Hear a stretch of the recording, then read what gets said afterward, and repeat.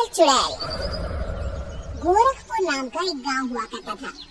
उस गांव में ज्यादा लोग नहीं रहते थे। उस गांव में एक गर्भवती विधवा औरत रहती थी। उस औरत का नाम कमला था। कमला अपने घर में अकेली रहती थी। उसके पति की सारी जायदाद उसके नाम हो गई थी, पर सभी गांव वाले उस औरत को मनहूस औरत समझा करते थे और सभी उससे नफरत किया करते थे। एक बार कमला राशन की दुकान पर खाने का सामान खरीदने जाती है। भैया जी, जरा 1 किलो दाल चावल देना। अरे मनहूस औरत, मेरी दुकान में अपशगुन करवाने आ गई क्या? है? तो जा यहाँ से। मैं कुछ नहीं देने वाला तुझे। भाग यहाँ से, तो जा निकल। भैया जी, ऐसा मत कहिए। मैं गर्भवती हूँ, मुझे खाने की बहुत जरूरत है। मुझे खाना दे दीजिए। दुकानदार कमला को वहाँ से धक्के मारकर भगा देता है। तभी कमला रोते रोते उस गांव के किन्नरों के इलाके में आ जाती है। गांव वाले किन्नरों को उसी इलाके में रखा करते थे, क्योंकि वो लोग किन्नरों को पसंद नहीं करते थे और उनके इलाके में रहने से मना करते थे। तो किन्नरों ने उसी गांव में अपना एक इलाका बना लिया था।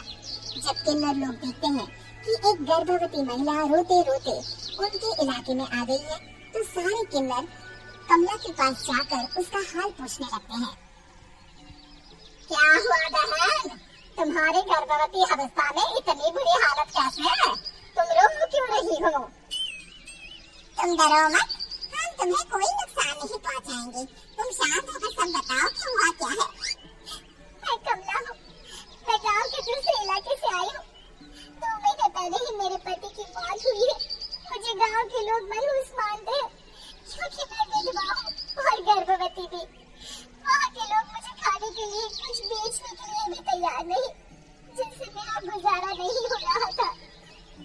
कोई बात नहीं कमला, हम तुम्हारा ख्याल रखेंगे। किन्नर लोग कमला को एक खाली घर में रहने के लिए जगह दे देते हैं और उसकी देखभाल भी करते हैं। कुछ ही महीने बाद कमला अपने बच्चे को जन्म देती है, पर अफसोस, कमला बच्चे को जन्म देते ही अपनी जान गंवा देती है। जब सब किन्नर बच्चे को देखते हैं तो बहुत खुश हो जाते हैं, क्योंकि वो बच्चा भी किन्नर ही था। कमला ने एक किन्नर बच्चे को जन्म दिया था। अब इस बच्चे की देखभाल कौन करेगा? हम तो इस बच्चे को गांव के दूसरे इलाके में भी नहीं भेज सकते। अरे तो क्या हुआ?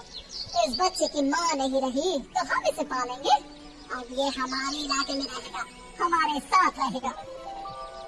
फिर वो किन्नर उस किन्नर बच्चे को गोद ले लेते हैं, उसका नामकरण कराते हैं।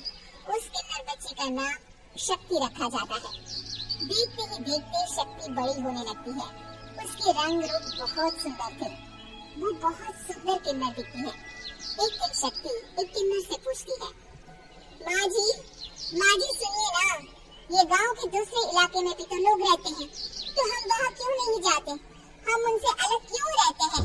शक्ति, क्योंकि वो लोग हमारे जैसे नहीं, वो लोग हमें पसंद नहीं करते, इसीलिए हम उनसे अलग रहते हैं। क्यों? वो हमें क्यों पसंद नहीं करते? मुझे एक बार उस इलाके में जाना है, मैं एक बार वहाँ जाकर घूम कर आऊँ। शक्ति, खबरदार, जो तुम उस इलाके में कभी भी गई तो अपनी जान नहीं गंवाना चाहती तो उस इलाके में कभी कदम भी नहीं रखेगी, समझी? इतना कहकर वो किन्नर वहाँ से चली जाती है। शक्ति उस किन्नर की बात सुनकर बहुत रोती है। माँ जी, ऐसा कैसे कह सकती है? उन्होंने इतनी सी बात के लिए मुझे इतना डांटा। अब तो मैं उस इलाके में जरूर जाऊंगी। फिर एक दिन शक्ति गांव के दूसरे इलाके में चुपके से जाती है। ये लोग तो हमारे जैसे ही इंसान हैं, तो ये हमसे नफरत क्यों करते हैं? जब शक्ति उस इलाके में पहुंचती है तो गांव के सारे आदमी उसके रूप से मोहित हो जाते हैं। वो लोग ये अंदाजा नहीं लगा पाते कि वो किन्नर है। शक्ति की सुंदरता देखकर सारे गांव वाले उसकी तारीफ करने लगते हैं। तभी गांव का चक्कर लगाने गांव के जमींदार का बेटा हर्ष वहां पहुंचता है। हर्ष भी दिखने में बहुत सुंदर होता है। जब हर्ष ने शक्ति को देखा तो वो भी उससे मोहित हो गया, और जब शक्ति की नजर हर्ष पर पड़ी तो वो हर्ष को देखकर मोहित हो गई। आपको पहले कभी इस गांव में देखा नहीं। इस गांव में आप नए हैं क्या? जी नहीं, वो मैं बस अभी शक्ति बोलते बोलते रुक जाती है और मन में सोचने लगती है, अगर मैंने इनको बता दिया कि मैं दूसरे इलाके से आई हूँ तो वो समझ जाएंगे कि मैं किन्नर हूँ, इसलिए मुझे इनसे झूठ ही बोलना पड़ेगा। शक्ति हर्ष को कहती है, जी हाँ, मैं इस गांव में नहीं आई हूँ, यहाँ अकेली रहती हूँ। वैसे आप कौन है?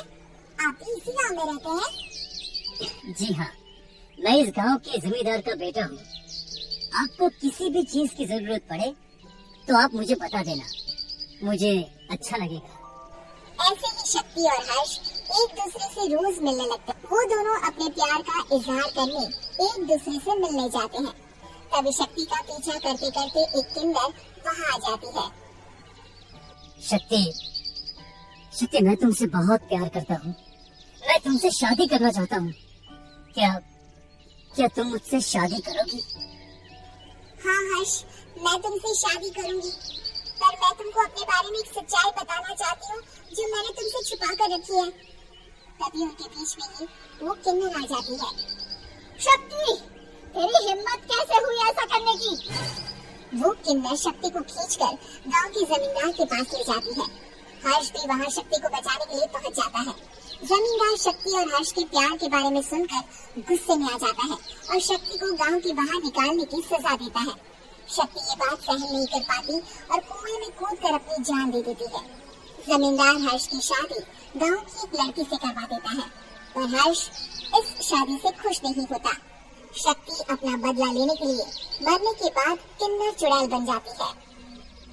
अब मैं इन गाँव वालों को नहीं छोड़ूंगी, अब इनसे मैं अपने प्यार का बदला लूंगी। किन्नर चुड़ैल गांव वालों को परेशान करना शुरू कर देती है। एक बार वो रात को गांव के खेतों में पहुंच जाती है और वहां आग लगा देती है। सारी फसल जल के राख हो जाती है। जब एक आदमी रात को उठकर देखता है कि खेत में आग लग गई है, तो वो वहां पहुंच जाता है। वो देखता है कि खेतों के बीचों बीच एक किन्नर चुड़ैल खड़ी है और वहाँ खड़े होकर ताली बजा रही है। गांव वाला किन्नर चुड़ैल को देखकर बेहोश हो जाता है। जब सुबह उस आदमी को होश आता है तो वो सीधा जमींदार के पास जाता है। अरे जमींदार साहब, अरे वो किन्नर चुड़ैल ने मेरी सारी फसल जला दी। अब मैं क्या करूँगा, क्या होगा मेरा?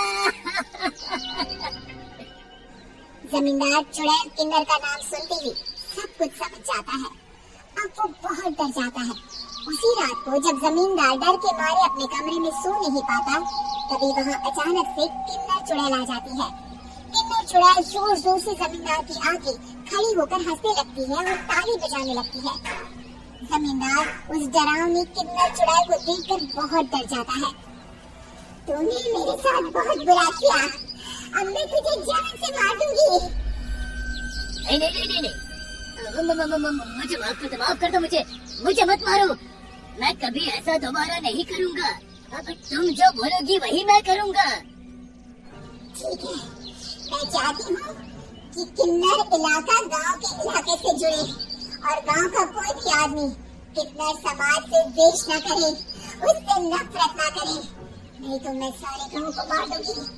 और तुम गांव में एक नया कानून बनाओ कि अगर किसी ने भी किन्नर समाज को हानि पहुंचाने की कोशिश भी करी या इनसे भेदभाव करने की भी कोशिश करी, तो उनको कड़ी से कड़ी सजा मिलेगी। हाँ, मैं ऐसा ही करूँगा। तुम जो बोलोगी वो मैं करूँगा, पर मुझे जाने दो प्लीज। तब वो किन्नर चुड़ैल वहाँ से चली जाती है। गांव का जमींदार किन्नर चुड़ैल का कहा मानते हुए दोनों इलाकों को एक कर देता है और नया कानून भी लागू कर देता है। तब से वहाँ किन्नर समाज और बाकी गांव वाले शांतिपूर्वक रहने लगते हैं।